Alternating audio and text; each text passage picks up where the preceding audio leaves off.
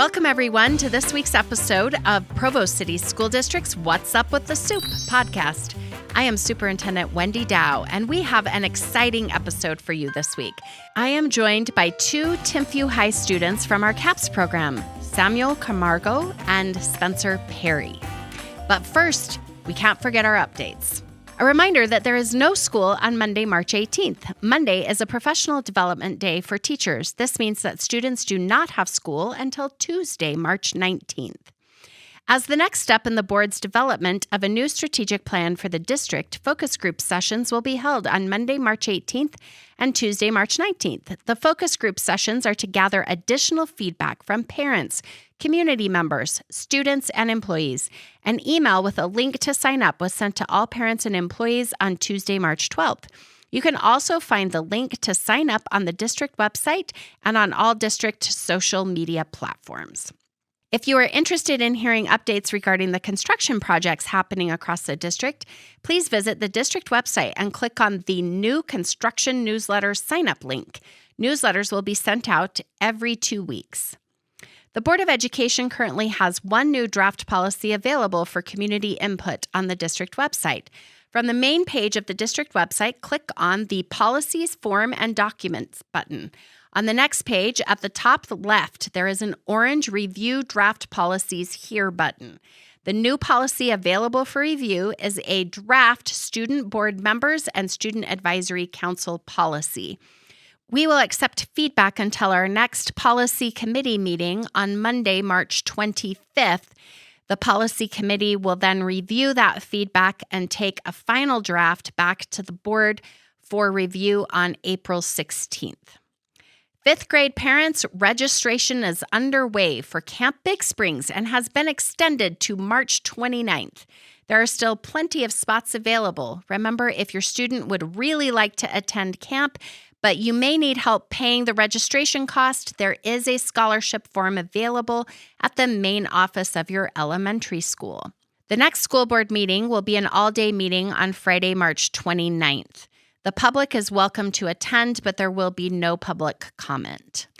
On Monday, March 18th at 6 o'clock p.m. at the Riverside Country Club, we will be hosting our Easter basket auction, which is sponsored by the Provo City School District Foundation. We will auction off Easter baskets that are full of all sorts of goodies, as well as other items in a live auction. All proceeds that are raised from the auction will be donated to programs throughout the district benefiting students within Provo City schools. We hope to see you there. Look for the weekly video cast from me every Friday. In this short video, I provide important information and updates about work happening throughout the district. I am here today with Samuel Camargo, a CAPS student from Timpview High School, and Spencer Perry, also a CAPS student at Timpview High School. And we most certainly did not ask them to miss class to record this podcast. Right? Yeah, it's all good. Yeah, good answer. Good answer. So tell us a little bit about the CAPS program. I know what it is, but maybe there are kids out there that have no idea what it's about. CAPS is for business and marketing, kind of like, I thought our strand is business and marketing. Okay. So there are 4 different strands. There's like health, there's engineering, there's like digital media, and like programming, and then business and marketing. So Sam and I are in the business and marketing. Our project is the food truck. Excellent. This food truck has been kind of a project for several different groups, because when I went to the showcase like last spring, they were talking about the food truck. So what phase, Sam, you want to tell us like what phase are we in on this food truck? All right, so the food truck is already have been built, and now we're doing the marketing part and all the papers to get it starting, and pretty much what it needs to operate the food truck. So you're getting it ready to open, Yes. like to be operational, so we can start driving it around and making some money. Yes. Excellent. I love it. Okay, so you're working with BYU in some sort of capacity through a MAPS program. Tell me a little bit about that and how that's fitting in with CAPS. There's MAPS and CAPS. Yeah. Here we go. So, so every Friday, so once every 2 weeks, they will have the mentors come in and they will help us with any questions we have. Or, Benson, he's our mentor through that program. And he's helped us with Google Sheets and a few other programs that we don't know entirely how to use. And he's an accounting major, so he knows a lot about that. So he can kind of help and use his expertise to improve our project. Excellent. So this is through BYU's YServe program. And then they come in and and so it's an accounting major. So this is someone who has expertise in business and marketing that can support you guys. Yes. I'm not sure how many of them are accounting majors. Okay. But he is some that I think they're all from all over BYU. Okay. So he helped you with Google Sheets. What other kinds of things did he help you with? He helped us with brainstorming, ideas for menu and how to make it work. Okay, good. And we're going to get to the menu part because that's the part I care about is what food is going to come out of this food truck. And then, Sam, you moved here to the United States or just to Provo a few years ago? To the United States. To the United States. And where are you from, Sam? Colombia. Colombia. Okay. And how did you hear about the CAPS program? I had a friend, Christian. Okay. He was there before I did last year. And he told me it was pretty fun. And he told me about his project and what he had to do. And he invited me, and I went after they started, but I could still change classes. So I did. I changed classes because I didn't have second or third A period. Okay. So I put CAPS in, and I like it. And here you are. Yes. And now you have a food truck. That's awesome. Tell me a little bit about why you guys got involved in this. Why business and marketing? Was this a career you want to do? What are your plans? What are you hoping to learn from this? Okay, well, so my parents are entrepreneurs. They have their own business. And when I was looking at the strand options, business and marketing was the only one that really caught my eye because I don't know much about engineering. And I know I want to get into something in that field. Okay. So that's why you got interested. What about you? For me, last semester, before doing the marketing, I was into photography and the digital media strand. Oh, okay. So I did a project on that, and I was wanting to change strands to see what it will take, something new. And so I changed to the marketing one. My stepdad also has their own company that he's also pretty good at marketing, and that's what I liked, marketing. So I choose to go on the marketing strand. So it's kind of interesting. You both have family members that are kind of in these areas, and you're checking it out, and you're thinking, okay, maybe this would be a good route for me. Okay. Because growing up my whole life, I always would listen in on their podcasts that they do. They have their own podcast that they do. That is awesome. And so I have some experience at this. I've helped edit a few of them. So kind of just being around them, having them teach me the whole process of it. It's been really interesting. That's fantastic. Okay, and what is their business? It's called Learn to Become. So it's kind of like an organization company. So they will help you organize your mind first before you organize your place. And so they have a lot of testimonials, a lot of people that have gone through their program, and they show before and after pictures, and it's just it's a big difference. It's a life-changing kind of thing. Yes. Oh, that's phenomenal. Okay, so tell us a little bit about the food truck itself. Okay, so it's been rebuilt. Is it ready to go? Is the interior of it all ready? Okay, so we had our inspection yesterday. Oh, wow. With the inspector. Okay. But it's kind of weird how there are so many different components of the truck that can go wrong, and it seems like they always do go wrong. Yeah, so they last semester their job was to get the truck operational, but they didn't do a whole lot of tests beforehand. So yesterday we got a new hose and a new tote. That was one of the requirements we needed to have for wastewater and clean water. And the hose wouldn't reach from the truck to the thing. So we had to connect extra hoses and pull the truck. We had 3 hoses. Oh, man. It's sort of like that scene in Apollo 13 where they're duct taping stuff together to figure out how to get back home from the moon, Did you pass the inspection then?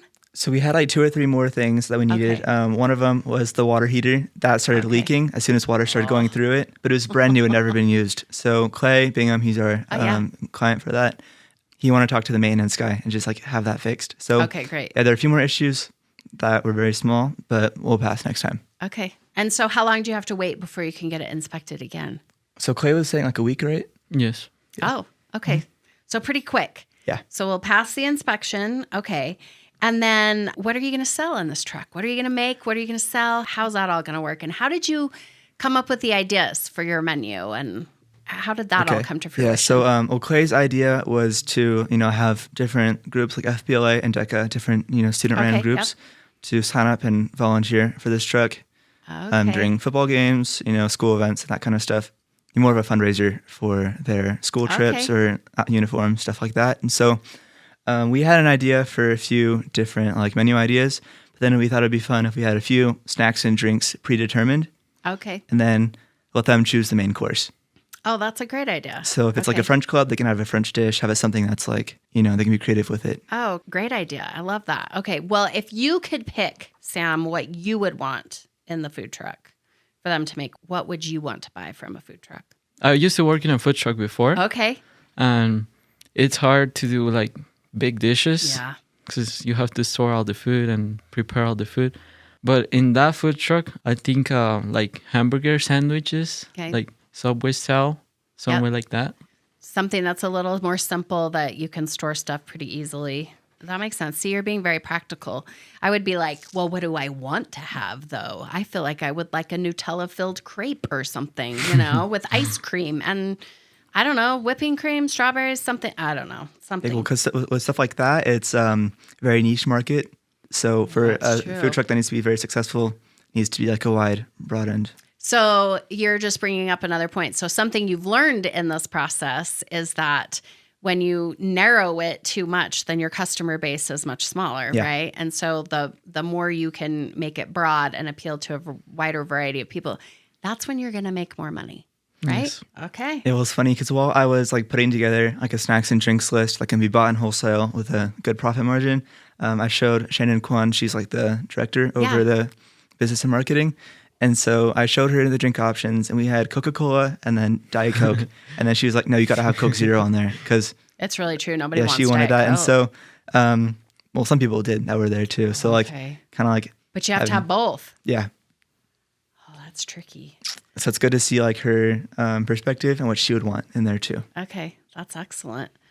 See, and I would think then you might also have to bring in some Pepsi drinkers in that and have some Diet Mountain Dew or something like that. Isn't Mountain Dew the most common drink in Utah or some? I feel like it might be. I don't know. Yeah, but the problem with the food truck is you only have so much storage space, so you can't put. So you got to limit. Yep. But oh man, that gets tricky. See, you guys are much smarter at this than I would be. Okay, so part of your strategy then is make it broad enough that you're not narrowing your customer base, but also recognizing you have limited space. What are some other things that you had to take into consideration as you were figuring out the marketing of this and figuring out how to actually help people run this food truck? The menu during the school hours is different from the menu after the school hours. Okay. Because during the school hours, we have to have a menu approved by the school district and Cisco and all the lists that the child nutrition department has already approved. That's different from what we can sell after the school hours. Before the school hours, we have to go through the whole list. But we had a meeting with the child nutrition department, and they give us all the approved items and approved lists that all the food that they have. Okay. Benson helped us with that to put all that together, and that was also a hard part. And also training the students that are going to be running the food truck before they just go and... They got to learn how to use all of the equipment and stuff, right? I would imagine they would need food handler permits. Yes. Yes. So there's just a few hoops and things that they have to jump through to be able to do that. I think it's interesting that you're talking about, too, the differences between school day and after school, because there are, you can't have empty calories and you can't, you have to have so many nutritional things happening. So that also required an extra step, right? Where you're meeting with child nutrition services. I bet you didn't even know that all of those requirements were there. Did you know that before?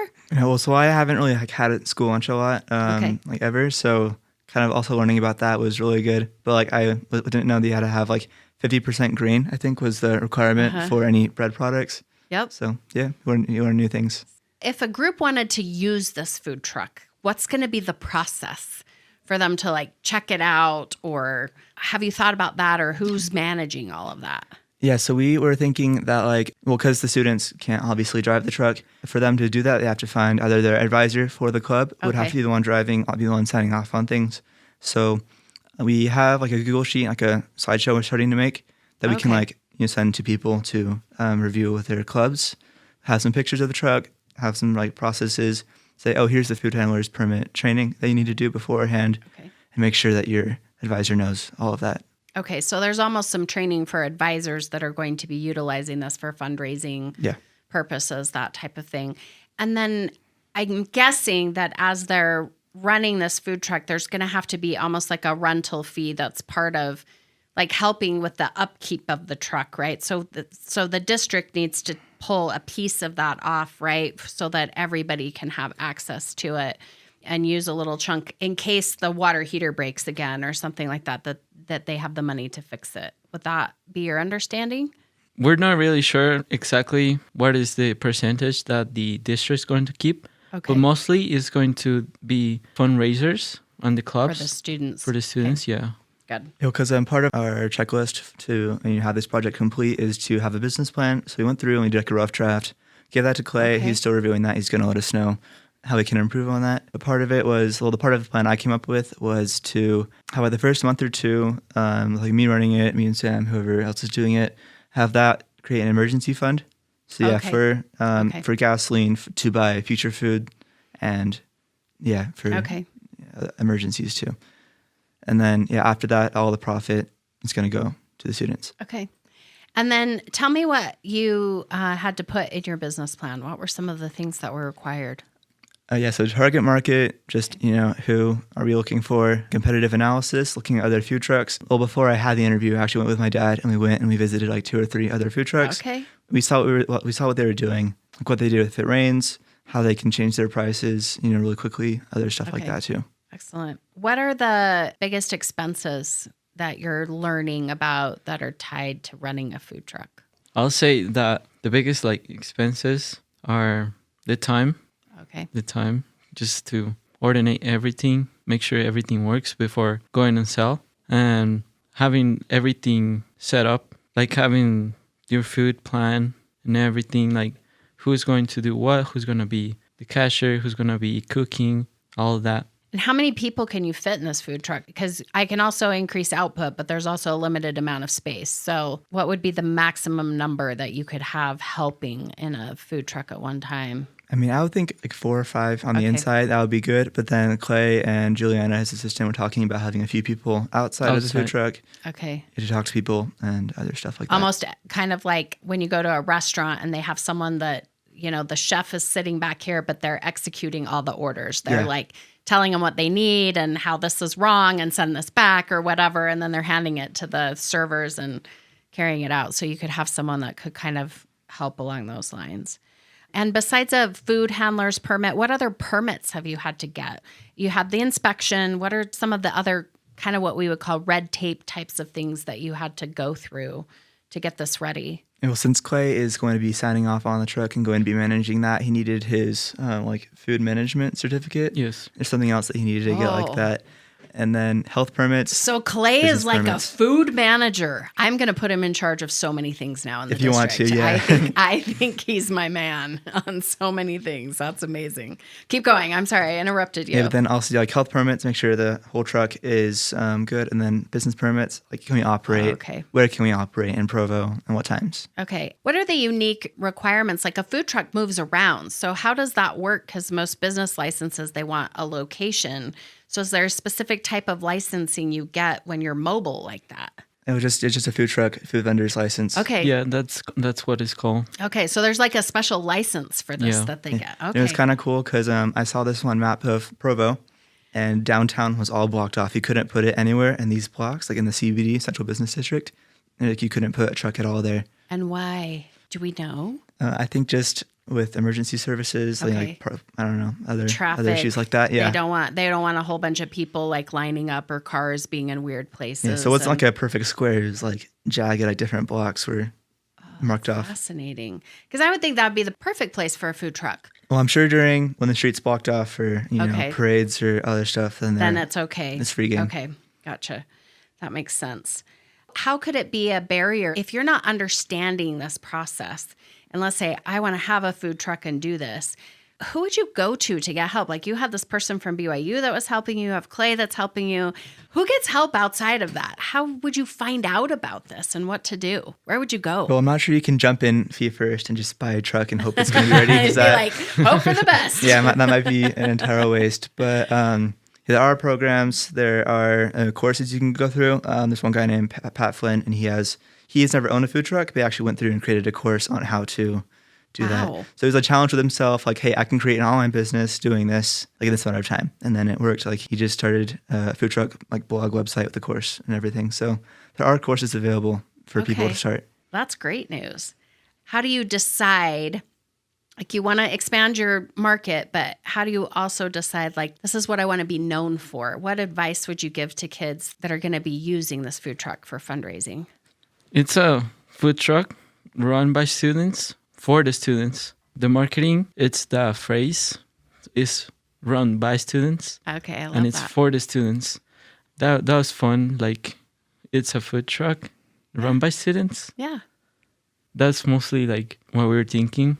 So when the clubs decide they dish, like let's say it's the French club, they get to choose a French dish. Mm-hmm. Or if it's like a big event, like a game, there's going to be a food that the students like. Like we had at CAPS, we asked every person like a survey about what they would like to be on the menu. Okay. And one person said corn dogs, but we don't have the fryer. Because there are a few issues like that. Because like you can't go off of go off a food truck off of one person's wants, what they want. Yeah, and corn dogs, they have very niche markets. You need to like find something broader.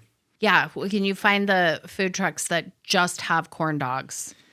That's a very small group of people that you're dealing with, right? So if you can do something like hot dogs, pizza, burgers, you're still keeping it pretty simple, but that probably one of those three things somebody's going to like. Yeah. Nachos or something like that. So what do you think are the food choices that most teenagers would like?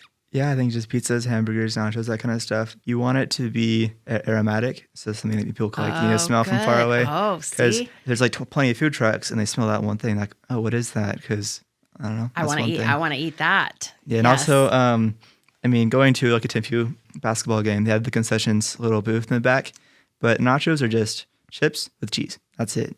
So what we wanted to do was have like onions, jalapenos, other seasonings to make it more of an actual food instead of just cheese and nachos. Just actual nachos. So it's a little more gourmet. Yep. And then I'm also willing to spend a little bit more money because it seems like I'm getting a little bit more than just cheese sauce and chips, right? So what are the future plans for the truck? So we're going to rent this out or allow an advisor to get it. Anything else that's in the future for this food truck? Because I feel like it's been on an incredible journey. Yeah, Clay told us that he wanted to be a project for every semester on CAPS and have the students that are going to be on that project to run it and have them decide who's going to manage the truck, like what clubs, what events, stuff like that. Okay. For the next semester, when it's ready, have the students on the project run it. Okay. Also, Clay wants to do it's like an art event or something like that. That's in Provo. He wants to have this truck at that in like mid to late April. Okay. So I'll be able to go to this food truck. Yeah, so it's not just it's not just a school, just for schools. It can be for any you could other take event. it to an event around here, and it could be an advisor for a club at one of the high schools, and they could still use it for fundraising abilities. That's awesome. What grade are you guys in at Timpview? Junior. You're both juniors. You're both juniors. Okay, so you're not quite ready to leave, the Thunderbird nest yet. But what are your plans after high school? Or have you thought about it? Also, I love cars. It's kind of like a big hobby passion of mine. So I'm not sure if I want to be like a mechanic in the nitty-gritty, but something involved with cars, whether it's car design. I could be a mechanic. I could find that enjoyable. Just something involved with that in my passion. He drifts. Awesome. He knows how to drift. Sounds like there's a story there. I feel like. What would you like to do? I have a free year before I graduate. I graduate at 17. Okay. I want to work in that year. And after, I go on a mission. Okay. And after I start college. Do you know what you want to study? Maybe marketing or Okay. something related with photography, because I love photography. You're probably going to end up combining both of those skills Yeah. if you're going to make money off of photography, right? So Yes. you have learned a lot of skills in this. What's been the best part about this CAPS project? Learning, Okay. very much learning, and just what it looks like. It's fun to have Spencer in the project and have like a new friend just to create this food truck, make it run. And after the end, like when we're finished with the semester, looking at the food truck and say like, we did it. Yeah. There it is. There are a lot of things that are great about CAPS. Like I love going there every other day. I love spending time there. I think just having the opportunity to be doing it, because before CAPS was around, there was like nothing for students to do to actually learn business skills. Like there were a few entrepreneurship classes and other stuff, but they didn't teach you. There's no hands-on experience Yeah. about that. So It's all very removed, right? It's like if Yeah. you have this imaginary business, Yeah. but you're not actually working with real clients. it's having or real with, clients, real food truck, like Yep. an actual physical The thing. real It's- people. It's cool. Yeah. A real business, yes. What do you think is the most important thing that you've learned as a result of this? That things aren't always as easy as they seem. Because cause we had the list of all of the available projects through CAPS, and I saw the food truck one. It was like, okay, here's what you're gonna do. You're gonna make the business plan, and you're gonna like get the paperwork and get it running. And then once we get into it, it's like, oh shoot, we also gotta get the wraps. You gotta fix these issues. You gotta get all these permits and everything else like that. So, and once one problem's fixed, it's like one or two that come back in its place. So it's like Yes. there's always more things to do with it. Yeah, you're never quite finished. Yeah. Right. It's always an ongoing problem solving situation. What about you? The best thing that I learned was the experience. Like having the experience is gonna be worth it. Not just if you get the experience, you're not gonna use it. If you always get experience like on anything, you can apply it to anything at your life or anything that you have in your personal, or if you even have a business, anything can help. Like any experience, everything. It's interesting how we figure out that these experiences in our schooling actually just transfer into a lot of different parts of our life, right? Like when you're describing, I fixed this problem and then there's two more. I mean, that's Yeah. kind of the definition of life, right? You're never just going to sit back and be like, I can just coast now. That usually doesn't happen. So understanding that communication piece, you're kind of talking about, meeting Spencer and you have to meet new people and figure out how to work with them. And you guys have taken away a lot of skills just in a short amount of time. That's really impressive. What would you say to students that are considering CAPS, or maybe you've never heard about it or are a little nervous about signing up for it? Take it. Take CAPS. It's pretty fun. Last semester, there was like a showcase of every project, what the project was about. The client will talk about the project and what they wanted, and people will sign up and Okay. see if they got into the project. But this semester, what they did, I think it was more interesting because it was interviews with the clients before Okay. getting like a job interview, Okay. like an actual job interview. So you get into the project and you work with your client and your competitor that one will help you. And you also take turns into being the leader at the project, because every 2 weeks we change roles. And Okay. we get a new leader. Spencer's is the leader now, but I was the leader a week ago. But it's finished tomorrow. So, I'm after going to be break, the after leader a 4-day again. weekend, you'll be back up and doing it. Yeah. So what I was thinking about that question was, I love CAPS. It's a great thing. But if you're coming into it thinking, oh, it's an easy credit, it's an easy A, I can just come in and coast, it's probably not for you. But if you can realize, oh, this is a real project, real clients, I can put in the effort, it'll be very rewarding, and you'll enjoy it a lot more. And you'll gain a whole bunch of skills while you're doing it, but you're going to earn it. Yeah, because the minute you Do start it. coasting and don't start focusing on stuff, that's when you'll miss your client meetings, your professionalism, all of your other points that go into your grade in that class. But if you are just going and having that experience and learning, then you'll do well. You'll nail it. Mhm. It'll be great. So, Well, thank you so much Yeah, of for course. being on our show to talk about CAPS and your awesome project. I can't wait to come and find your food truck and and test it out. This is going to be very exciting. So thanks, gentlemen. Thank you so much. Thank you. Thank you, everyone, for joining me for this week's episode of What's Up with the Soup. As always, all episodes will be posted on the district website, YouTube, and anywhere you get your podcasts. If you have any topics or questions you would like us to discuss on the podcast, please email us at podcast@provo.edu. As always, next week we will have an all-new episode of What's Up with the Soup. See you next time.